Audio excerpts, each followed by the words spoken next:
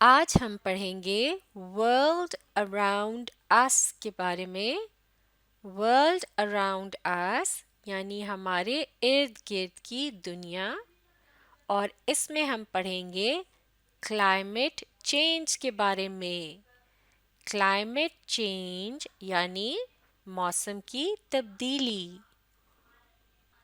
یعنی موسم جو ہے وہ بدل رہا ہے ہماری زمین پر، جیسا کہ اس پوسٹر میں دکھایا گیا ہے۔ یہ زمین ہے اور وہ بہت اداس ہے، رو رہی ہے، کیونکہ آپ دیکھ سکتے ہیں یہاں درخت جو ہیں ان کو کاٹا جا چکا ہے۔ بہت سی فیکٹریاں وغیرہ بنائی گئی ہیں جن سے کیا نکل رہا ہے، بہت سا اسموک یعنی دھواں، اور اس کی وجہ سے زمین کا موسم جو ہے وہ بہت گرم ہوتا جا رہا ہے۔ زمین پر جہاں جہاں بھی برف ہے وہ پگھل رہی ہے، اور اس کی وجہ سے آپ دیکھ سکتے ہیں اس پوسٹر میں کیا دکھایا گیا ہے، کیا آ رہے ہیں، فلڈز یعنی سیلاب۔ اصل میں یہ جو موسم بدل رہا ہے یہ گلوبل وارمنگ کی وجہ سے ہو رہا ہے۔ گلوبل وارمنگ کو سمجھنے کے لیے اس پوسٹر کو دیکھتے ہیں۔ یہاں زمین کو 2 پارٹس میں دکھایا گیا ہے۔ ایک پارٹ جو ہے اس طرف لیفٹ سائڈ پر، یہ آپ دیکھ سکتے ہیں کتنا گرین ہے، یہاں پانی بھی ہے، اور یہ دیکھنے میں بہت فریش اور اچھا لگ رہا ہے۔ جبکہ یہ دوسرا پارٹ جو ہے زمین کا، ارتھ کا، یہاں یہ بہت ڈرائی ہے، اور یہاں آپ دیکھ سکتے ہیں فیکٹریز ہیں، ان میں سے اسموک یعنی دھواں نکل رہا ہے، اور پانی بھی نظر نہیں آ رہا۔ تو یہ جو دھواں سا نکلتا ہے اور اس کے ساتھ کچھ ایسی گیس وغیرہ ہوتی ہے جو ہماری زمین کے لیے اچھی نہیں ہوتی۔ گاڑیوں میں سے بھی جو دھواں نکلتا ہے اور جو گیسز وغیرہ نکلتی ہیں وہ ہماری زمین کے موسم کو گرمی کی طرف لے کر جا رہی ہیں، یعنی زمین پر پہلے سے زیادہ گرمی پڑنے لگ گئی ہے۔ کلائمیٹ یا موسم بدل گیا ہے، اور اس کی وجہ سے کیا ہو سکتا ہے، اس طرح سے آہستہ آہستہ زمین جو ہے وہ بالکل ڈرائی ہو سکتی ہے، ٹریز وغیرہ سب ختم ہو سکتے ہیں۔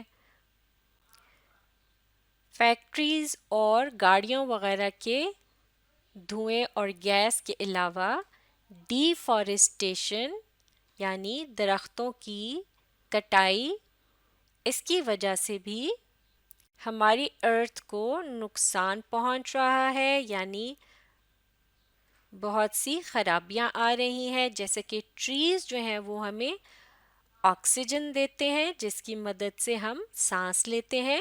یہ جانوروں کے بھی کام آتے ہیں، جانور اس پر رہتے ہیں، ٹریز پر رہتے ہیں، جیسے کہ یہ آپ دیکھ سکتے ہیں اس پکچر میں ایک اورنگٹان ہے، یہ ایک قسم کا بندر ہوتا ہے۔ تو یہ بھی کتنا اداس ہے کیونکہ اس کا گھر جو ہے جس پر یہ رہتا تھا، یعنی یہ ٹری، یہ کاٹ دیا گیا ہے۔ تو ٹریز جو ہیں وہ ایئر کو، ہوا کو صاف کرتے ہیں، اگر ان کو ہم کاٹ دیں گے تو پھر ایئر جو ہے وہ اور بھی پلیوٹ ہو جائے گی، یعنی خراب ہو جائے گی، اور اس پولوشن اور خرابی کی وجہ سے گلوبل وارمنگ زیادہ ہو سکتی ہے، یعنی زمین اور بھی زیادہ گرم ہو جائے گی، زمین پر زیادہ گرمی پڑنے لگے گی، فلڈز یعنی سیلاب بھی زیادہ آنے لگیں گے، ارتھ کویک یا زلزلے بھی آ سکتے ہیں۔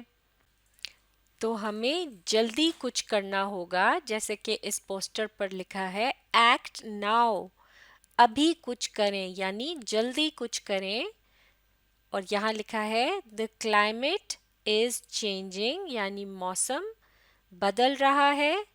we need to be careful ہمیں خیال رکھنا ہے. اور ہم کیسے خیال رکھ سکتے ہیں؟ پہلی بات جو یہاں بتائی ہے، آپ یہاں اس پوسٹر میں دیکھ سکتے ہیں پانی میں کچھ بوٹل اور ٹن کے کین نظر آ رہے ہیں، یعنی کوڑا وغیرہ پانی میں پھینکا گیا ہے.